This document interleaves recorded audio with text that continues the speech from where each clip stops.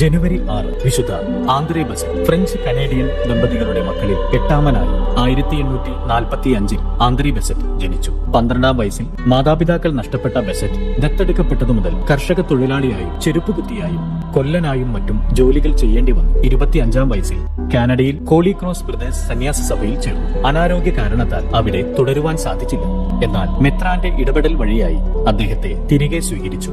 എന്നാൽ നൽകപ്പെട്ട ചുമതലകൾ മോൺട്രിയാലിലെ കോളേജിലെ വാതിൽ കാവൽക്കാരൻ, സങ്കീർത്തി പാലകൻ, രോഗി ശുശ്രൂഷകൻ, അലക്കുകാരൻ, ബാർബർ, തോട്ടക്കാരൻ എന്നിവയായിരുന്നു. ഗേറ്റിന് സമീപത്തുള്ള ചെറിയ മുറിയിൽ അദ്ദേഹം മുട്ടിന്മേൽ നിന്ന് പ്രാർത്ഥിച്ചിരുന്നു. വിശുദ്ധ യൗസേപിതാവിന്റെ ഭക്തനായിരുന്ന ആന്ദ്രേ രോഗികളെ സന്ദർശിച്ച് പ്രാർത്ഥിക്കുകയും വിശുദ്ധ യൗസേപിതാവിന്റെ മാധ്യസ്ഥത്താൽ രോഗസൗഖ്യം നേടിക്കൊടുക്കുകയും ചെയ്തിരുന്നു. 1937 92-ാം വയസ്സിൽ ഈ ലോകവാസം പിരിഞ്ഞു. 2010 ബെനഡിക്ട് 16 മാർപ്പാപ്പ അദ്ദേഹത്തെ വിശുദ്ധനായി നാമകരണം ചെയ്തു.